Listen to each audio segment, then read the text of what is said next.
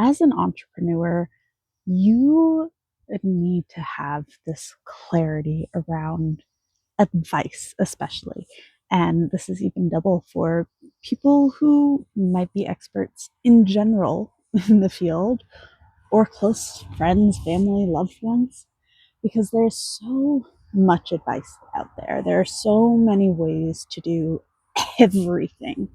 And when you are trying to start a business, when you're trying to be an entrepreneur, if a majority of what you are doing is just advice everybody else gives you, if you're placing their advice above what you know is right or wrong for yourself, you're going to run into a problem, because that's not a business for you. That's a business you are building based on other people's opinions. Sometimes some of the advice can be great and useful. Sometimes there might be just bits and pieces from a conversation that you will take and use. And other times you need to just completely get rid of it, because at the end of the day, you're not building this business for other people. You are building this business for yourself. And I think this is doubly important if you are creative and or neurodivergent. Triple points if you fall into all three. You're an entrepreneur, you're a creative, and you're neurodivergent. I fit into all those categories myself.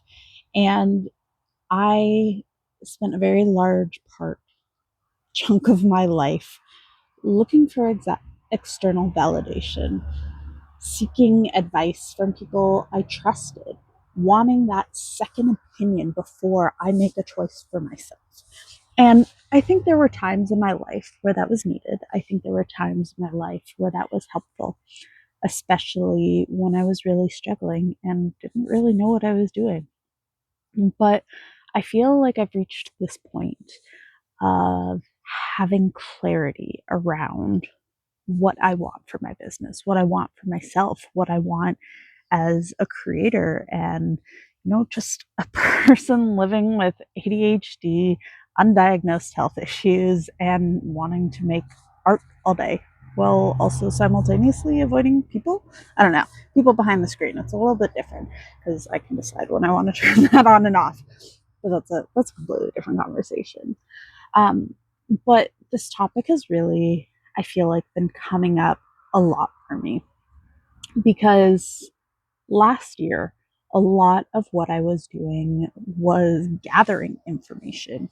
It was not knowing how to start a YouTube channel or how to actually start growing a social media following. I didn't, for a lot of things, didn't know what I was doing. And I also didn't know what I wanted. And in this past year, I have had to sit with myself a lot. I've had to really think about what it is I want.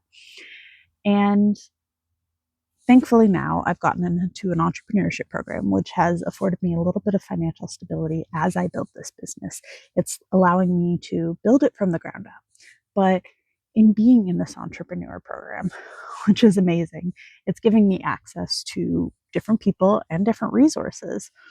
But those people who might mean the best are giving me advice that I know for me is not right. I am a multi-passionate creator. I write, I paint, I've written books, like fiction and nonfiction. I love notebooks. I want to sell prints and originals and, maybe expand to a membership. I love creating this content, even though sometimes it makes me a little anxious to get on camera. But I know as I am building this business, I don't want to focus on one stream of income. I have clarity around that. I know that in order for me to find success and build in a way that is manageable long term, that means it works for me whether I'm in a high energy week or a low energy week. I've learned to recognize those patterns of my energy. Definitely 100% is always going to ebb and flow. And for me, building a business that works with that means numerous streams of income. You see these facts spouted on the internet, how like the average millionaire has at least 7 streams of income. And a lot of creators who have become successful, whether that's as an influencer or building their own business around what it is they create, they don't just have one stream of income. I'm not monetized on YouTube, but even if that was 100% of my focus, focusing on monetizing my YouTube, that wouldn't be the only stream of income I'd be looking for. And I think that is important to allow myself to have that.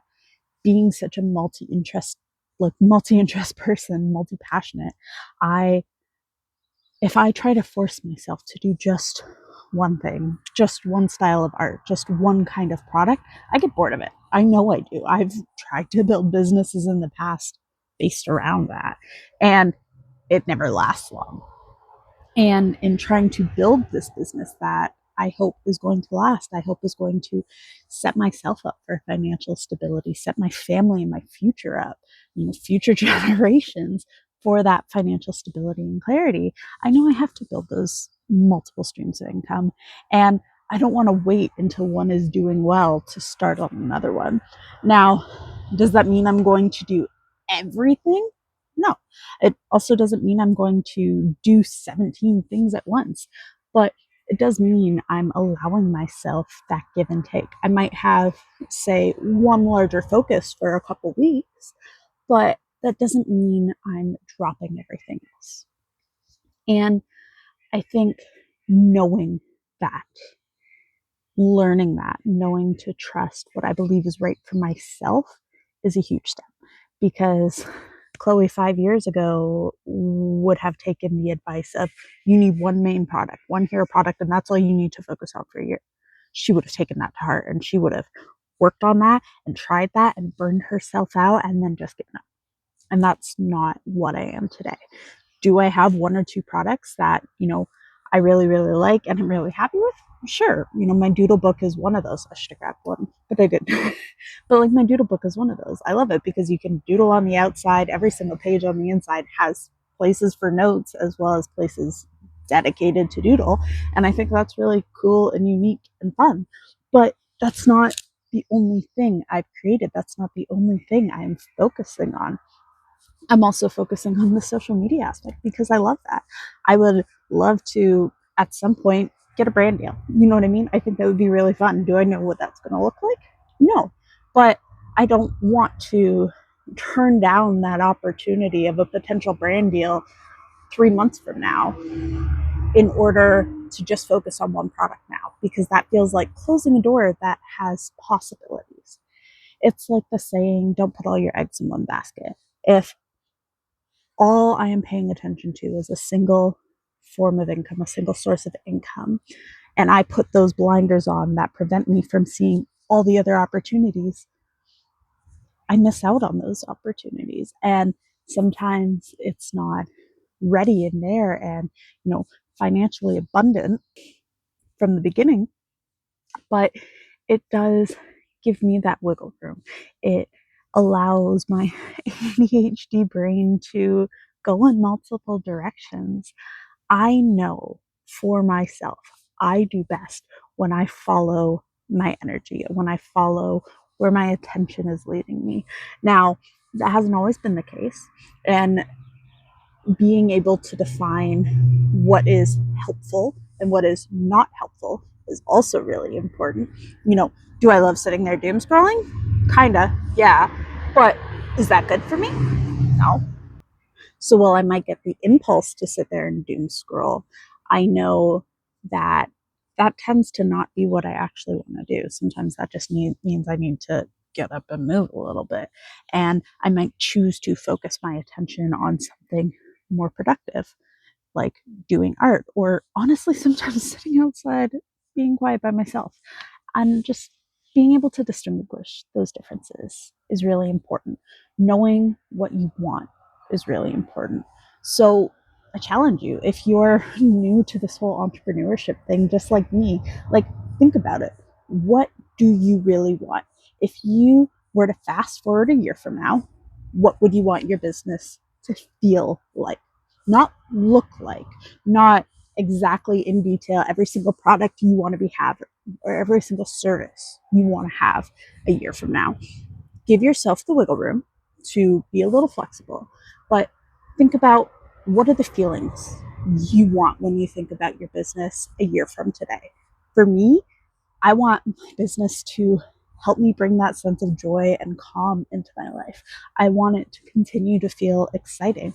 Doesn't mean every minute's going to be exciting, but I really like sitting and filming these videos.